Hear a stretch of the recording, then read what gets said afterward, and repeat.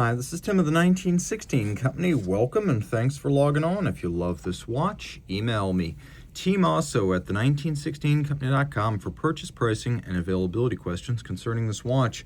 And this watch is a hidden gem in the Blancpain catalog, a variant launched in 2017 of the Bathyscaphe collection launched in 2013. You're looking at the 50 Fathoms Bathyscaphe, reference 5100, 38 millimeters. Now, the 50 Fathoms has been around in some form since the 50s, but the modern Bathyscaphe launched in 2013. The 38, always a little bit of a niche piece and sometimes hard to find, officially debuted in 2017 with this reference 5100. You don't see the 5100 too often. It might be the best 50 Fathoms. So it's steel, as you can see, 38 in diameter, 10.6 millimeters thick, 44.5 lug-to-lug with a 20 millimeter spacing between the lugs. Sailcloth strap, rubberized on its underside. We throw it on my wrist. What a beautiful watch. What a fantastic fit. Light, effortless, discreet, compact, and yet still a 300-meter diver. It's not compromised in any technical sense. You could wear this on a wrist as small as 13 centimeters circumference. So for a guy who wants a smaller watch or a gal who wants a pure mechanical watch, you've got a great solution right here. This is a real dive watch. It's just smaller. No compromises, easily sliding underneath a tight sleeve or dress cuff. You could dress it up if you want on alligator. You could dress it down on some sort of a NATO, but I think this is just about perfect. Taking a look at the strap itself, sailcloth has been a modern tradition on 50 Fathoms watches, dating back at least to the 2007 5015. So sailcloth is a very durable textile. These straps often last for a decade. This is very dark blue with some bolstering to give it some volume, monotone stitch, a folded edge, a rubber inlay on the bottom to protect the strap, but also to grant you a supple feel against the wrist. Taking a quick look, we got a simple pin buckle here, Blancpain branded. There's some external fastening, a brushed finish. You can see it's stainless steel, it says so. And then the case, simple. The Bathyscaphe serves the purpose of a more distinctly vintage dive watch design compared to the 5015s and the 5010s. So we have a big crown, no crown guards, minimal beveling, squared off lugs, no Blancpain branding in profile, a very simple vintage aesthetic, all brushed, subdued, anti-glare.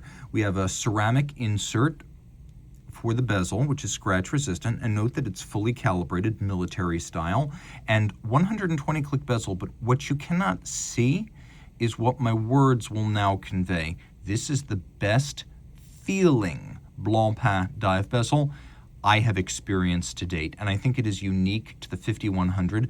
The other models I've tested do not have the exact same qualities of sound and tactile response.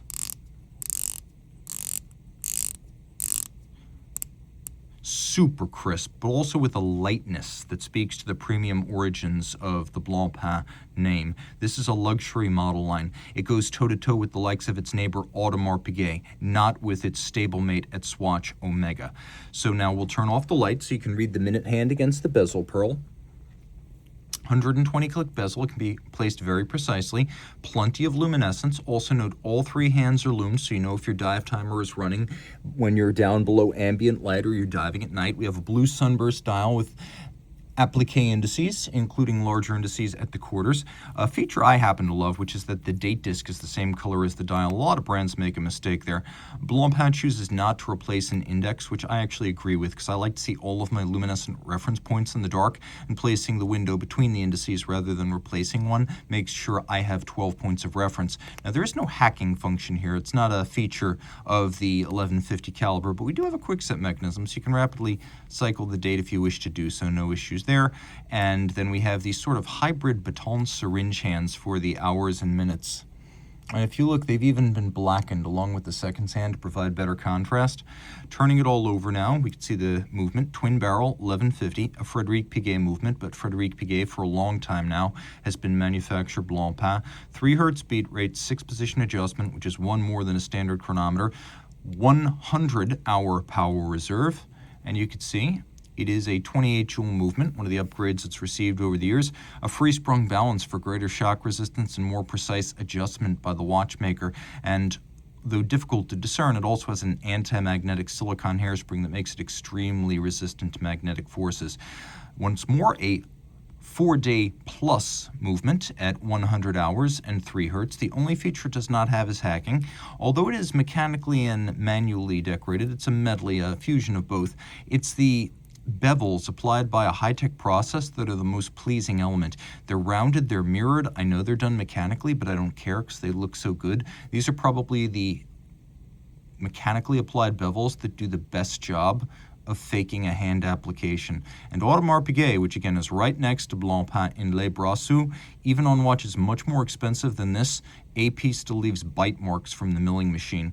We have polished screw heads, solarization of barrel covers, stripes on the bridges, engine turning on the base plate, and then you can see the rotor with a combination of beveling, satination, and media blast. So it's really good looking. The 6-position adjustment too is something else. Chronometers, high-end stuff like Longa, Vacheron will be 5 positions. This is 6. A little giant that makes no excuses. And still a 300-meter diver. Reach out to Team Mosso at the 1916company.com for purchase and pricing details.